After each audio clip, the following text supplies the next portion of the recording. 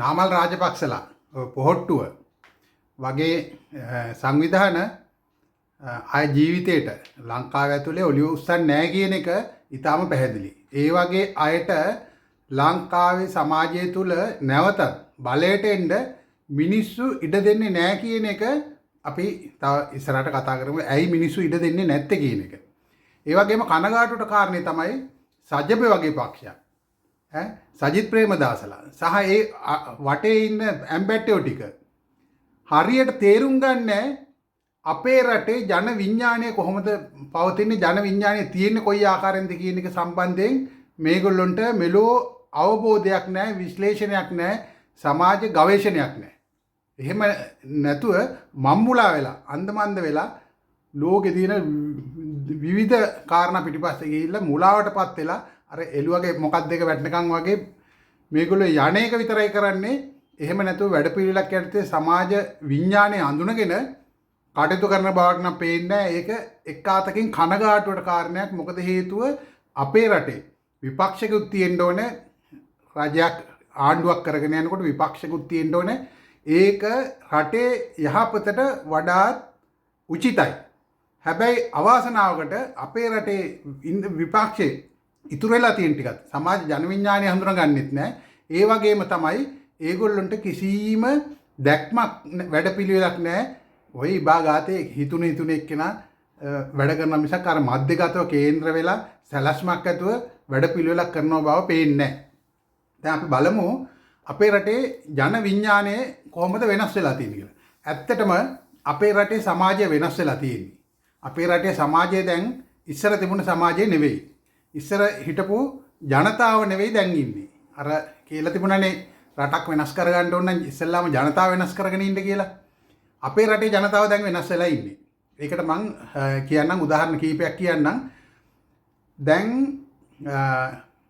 ගෝඨාභය රාජපක්ෂ බලයටපත් වෙනකොට ඊට ඉස්සෙල්ලා අපි 2015 ගත්තාම මහින්ද රාජපක්ෂලාගේ තිබුණ විවිධාකාර අක්‍රමිකතා, හොරකම්, මැරකම්, ජඩකම් මිනිස්සු දැක්ක නිසා මිනිස්සුන්ට මහින්ද රාජපක්ෂ සහ ඒ බැටාලියන් එක, ඒ කණ්ඩායම සමාජය අතරේ දැඩි පිළිකුලටපත් වුණා. ඒක නිසා තමයි මේ අවස්ථාවේදී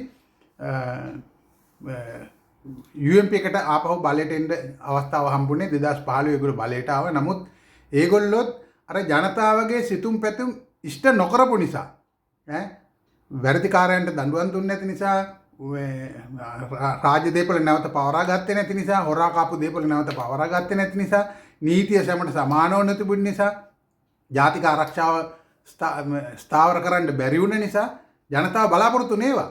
ඒගොල්ලන්ට ඒවා කරන්න බැරි වුණ නිසා මිනිස්සු නැවතත් විශ්වාස කළා බලය කවදාකවත් බලයෙන් නොහිටපු ගෝඨාභය වගේ චරිතයක් ඇවිල්ලා මේ ක්‍රමය වෙනස් කරයි, මේ සිස්ටම් එක වෙනස් කරයි කියලා. ඒ කියන්නේ ජනතාව වෙනස් වෙලා ඉන්නේ, පාලනය වෙනස් වෙයි කියලා ඒගොල්ලෝ බලාපොරොත්තු වුණා. නමුත් ටික දවසක් යනකොටම පේන්න ගත්තා ඒගොල්ලෝ ආපු ගාම මතකනේ ඔයගොල්ලොන්ට ඒගොල්ලන්ගේ තිබුණ අර නඩු 60ටමාරක් ඔක්කොම නඩු ටික නිදොස් කොට නිදහස් කරගත්තා.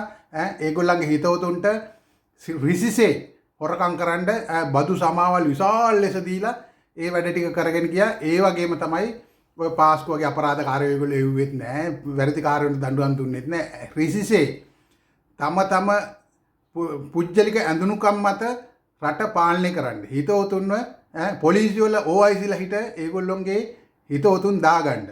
සමාජයේ හැම තැනකම රැකියාවක් ගන්න ගියත්, ව්‍යාපාරයක් පටන් ගන්න ගියත් ඒගොල්ලොන්ට සම්බන්ධකම් තියන අයට විතරක් අවස්ථාවක් තියෙන, සම අවස්ථාවන් බිමේ නැති වාතාවරණයක් තමයි ඒගොල්ලෝ පෙන්눔 කළේ. ඒකත් එක්ක ජනතාව නැවත ඒගොල්ලෝ හරි තැන හිටගත්තා. රටේ ජනතාව හරි තැන හිටගත්තා. ඒගොල්ලෝ කිව්වා නෑ, අපි ඕගොල්ලන් බලාපොරොත්තුනේ ඕක නෙවෙයි, මෙන්න මේ දේ කරුණාකරලා මේක කරන්න කියලා ආණ්ඩුවට දැඩි බලපෑම කළා. එතකොට විධායක ජනාධිපති අති බහුතරකින් පත් වුණ, ලක්ෂ 69 ඡන්ද අරගෙන පත් වුණ විධායක ජනාධිපති. ඒ විතරක් නෙවෙයි, පාර්ලිමේන්තුවේ 3න් 2ක බලය. එහෙම තිබිලත් මිනිස්සු බය වුණේ නැහැ. මිනිස්සු අභියෝග කළා. කරුණාකර බොහොම සාමකාමීව අභියෝග කළා ඕගොල්ලෝ යන්න. එතකොට රටේම ජනතාව එකතු වෙලා හිටියේ. නමුත් ඒගොල්ලන්ගේ තිබුණ දැක්ම තිබුණේ, ඒගොල්ලන්ගේ තිබුණ ඒගොල්ලන්ගේ අර චූටි මොලේට තිබුණ විඥානේ තිබුණේ නෑ නෑ මේ සුළු පිරිසක් එකතු වෙලා මේ කොල්ලෝ ටිකක් කැම්පස් කොල්ලෝ ටිකක් JVP කාර්යෝ ටික මුන් එකතු වෙලා මේ කරන්නේ ඔය අර 103-4ම තමයි ඔය ඉන්නේ. ඒගොල්ලෝ දැනගෙන හිටියේ නෑ මේ ජනතාව වෙනස් වෙලා කියලා. ඒක නිසා මේගොල්ලන්ට පොඩි සත්තමක් දාලා අර ගෝල් ෆේස් එකට ගිහිල්ලා දෙකක් ගහලා ඉවරුනහම ওই ප්‍රශ්නේ ඉවර වෙයි. උන් බයට පැනලා දුවයි. ඊට පස්සේ මේ ප්‍රශ්නේ ඉවරයි කියලා. නමුත් එහෙම වුන්නේ නෑ. ඒගොල්ලෝ එලා ගෝල් ෆේස් එකට ගහනකොට ගෝල් ෆේස් එකේ කොල්ල කෙල්ල හිටියේ නෑ 150ක් හිටියේ නෑ. ඒගොල්ලෝ ගුටි කාගෙන හිටියා. හැබැයි පැයක් ගියේ නෑ.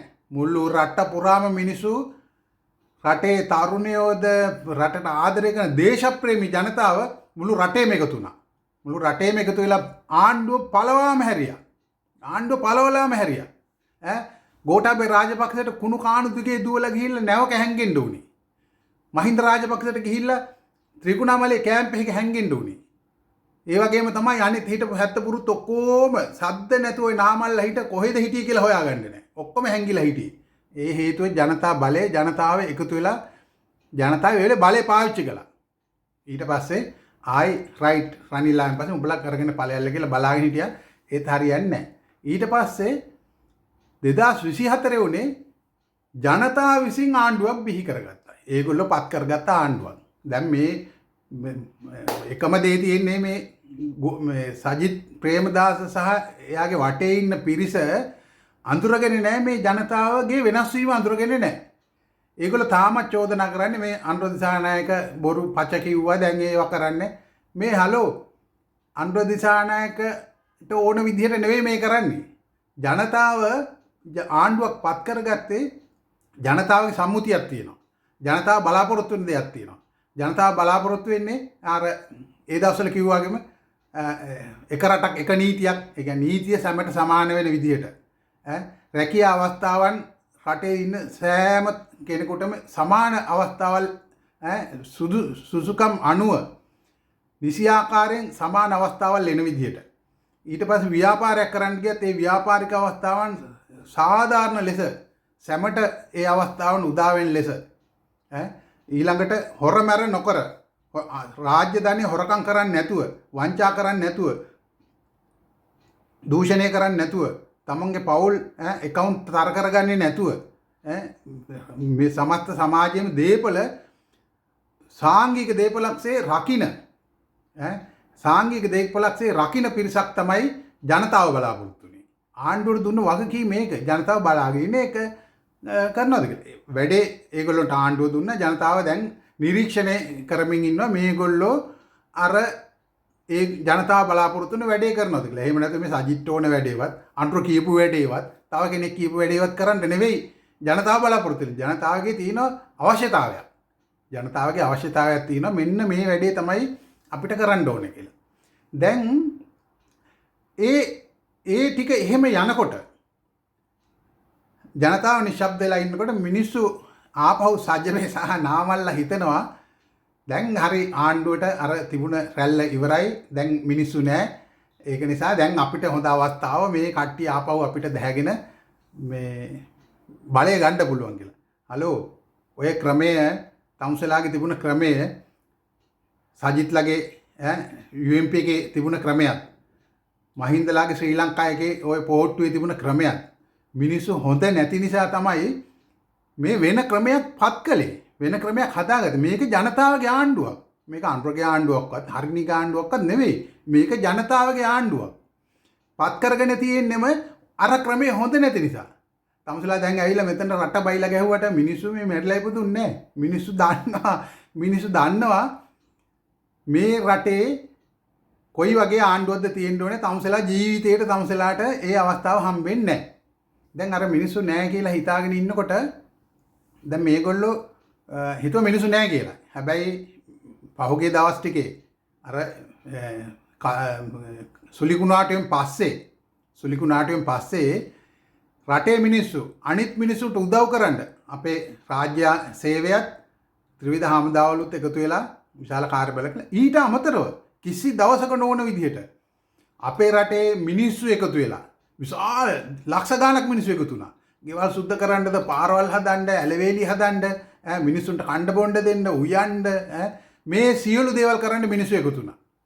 දැන් ජන විඥානේ තියෙන මේ විදිහට. ඒ කියන්නේ අවශ්‍ය වෙලේදී මිනිස්සු අවශ්‍ය තැනට එකතු වෙනවා. එහෙම නැතුව මේ සජිත්ගේ ගොඩ පුම්බන්නවත් අර කජු සීයාගේ ඒක දමනිගේ දමනිය පුම්බන්නවත් නාමල්ගේ ඔළුව පුම්බන්නවත් ඒවලට දැන් මිනිස්සු ලෑස්ති නැහැ. ඒගොල්ලෝගේ අනුගාමික පිරිසක් ඉන්නවා. ඒගොල්ලෝ ඒ විදිහටම කරගෙන යනවා. ඒක ප්‍රශ්නයක් නැහැ. එහෙම කරගෙන යන්න. හැබැයි රටේ ජනතාව අති බහුතර ජනතාව බලාපොරොත්තු වෙන සමස්ත වැඩපිළිවෙලක් තියෙනවා. ඒක ගැන මිනිස්සු අවධානයෙන් ඉන්නේ. මේ ආණ්ඩුව පත් කරගෙන තියෙන්නේ ජනතාවම තමයි. මේක ජනතාවගේ ආණ්ඩුව. හැබැයි ඔය විදිහට දිගින් දිගටම කකුලෙන් අදින වැඩ මේ විපක්ෂයේ ඉන්න ඔලොමොට්ටලෝ ටික කකුලෙන් අදින වැඩ ටික ඔය විදිහට කරගෙන යන්න ගියොත් එහෙම වැඩි කාලයක් නොගින් නැවතත් අර ගෝල් ෆේස් එකට පහර දුන්න වෙලේ මිනිස්සු රට පුරාම එකතු වෙලා පාඩමක් ඉගෙනුවා වගේ වැඩි දවසක් යන්න නොගොසි මේ විදිහට සජිත්ලා සහ නාමල්ලා කකුලෙන් අදින්න ගියොත් මේ ජනතා රජයේ ජනතා ආණ්ඩුවේ කකුලෙන් අදින්න ගියොත් එහෙම මිනිස්සු ඒකට ආපහු උත්තර දෙන එක වැඩි ඈතක නෙවෙයි ඒක සිද්ධ වෙනවා. ඒක නිසා කරුණාකරලා සජිත්ගේ ඉන්න ඇම්බැට්ටෝන්ට නාමල්ගේ ඉන්න නාමල් සහ ඇම්බැට්ටෝ ටිකට කියන්නේ මිනිස්සුන්ව දැන් ජන විඥානේ සමාජය වෙනස් වෙලා ඉවරයි පරිවර්තනය වෙලා ඉවරයි. දැන් මේ මිනිස්සුන්ට මේ මිනිස්සු මේ ඔබ්සර්වේෂන් එකක ඉන්නේ මේ ආණ්ඩුවට වැඩ ටිකක් බාර දීලා ඒ ටික කරනවද නැද්ද කියන එක ඒ වැඩේට කකුලෙන් අදින්න ගිහිල්ලා තමසලා ආයි බේරෙ වෙවෙන ආණ්ඩල ඇස් වෙන්න එපා. අපේ රටේ ඉන්නේ දැන් ඉතාම හොඳ ජනතාවක් අවබෝධයේ තියෙන රටට ආදරය කරන දේශප්‍රේමී ජනතාවක් ඉන්නේ. ඒක නිසා නැවතත් මතක් කරනවා ගොංගඩ කරන්න ගිහිල්ලා නැවතත් බේරෙ වෙවේ නාණ්ඩ ලෑස්ති වෙන්න එපා. අපේ රටේ ජනතාව ඉස්සර හිටපු ජනතාව නෙවෙයි දැන් ඉන්නේ අලුත් ජනතාවක් ඉන්නේ. ඒක නිසා සියලු දෙනා මේක හොඳින් තේරුම් අරගෙන කටයුතු කරන්න කියලා ඉතා ගෞරවයෙන් ඉල්ලා සිටිනවා.